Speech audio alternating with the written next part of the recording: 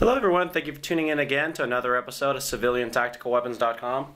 Today's episode is actually going to be about magnifiers. I've consistently gotten the same question asked, I've been kind of shocked on the answer, or actually the question was been asked, so I figured I'd actually do a segment on these.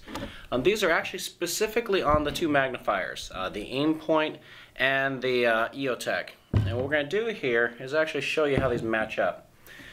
So this is, I'm not actually advertising the gun or doing a segment on the gun itself, but in case any of you sit there and look at this is actually a 6.8 upper on an MMP 15T lower. And actually what I really want you to focus in on here is the EOTech. This is an EOTech 516 that sits on this one. What I want to show you is it doesn't matter the particular optic. So if you have a preference of one over the other, if I go ahead and pair up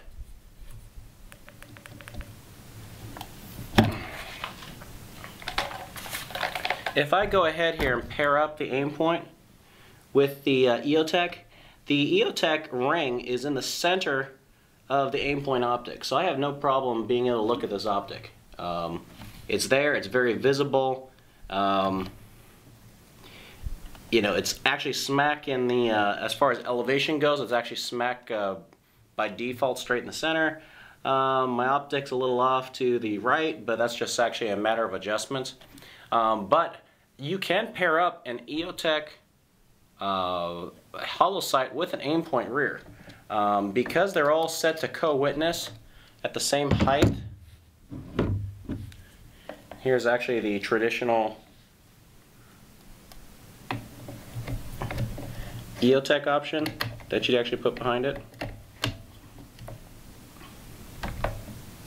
You can see here, regardless of how you do it, it's going to go ahead and pair up fine behind the optic.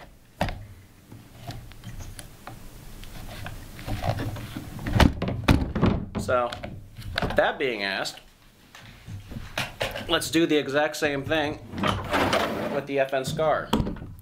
So here I've got an FN Scar. All of you have definitely seen the Aimpoint mount behind it.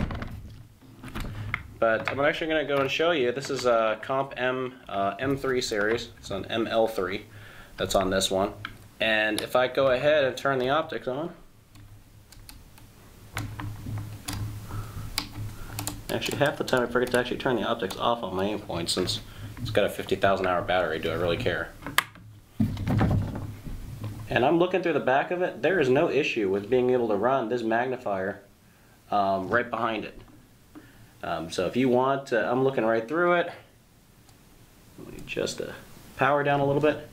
I mean, there's no issue with being able to look behind this Aimpoint, behind this, using this EOTech behind the Aimpoint. So either way you want to be able to do this, it actually is completely compatible. So I want you to be aware that if, for example, you like the flip-to-side mount system of the EOTech versus the quick-release system that the Aimpoint has, there's nothing preventing you from buying one over the other.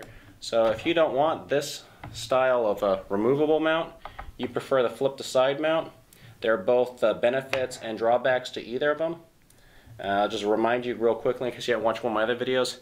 The benefits of the Aimpoint is if you are moving, by removing it completely out, stick in your pouch, there's no chance of it when it's mounted like this, you hit a door frame and break the mount off.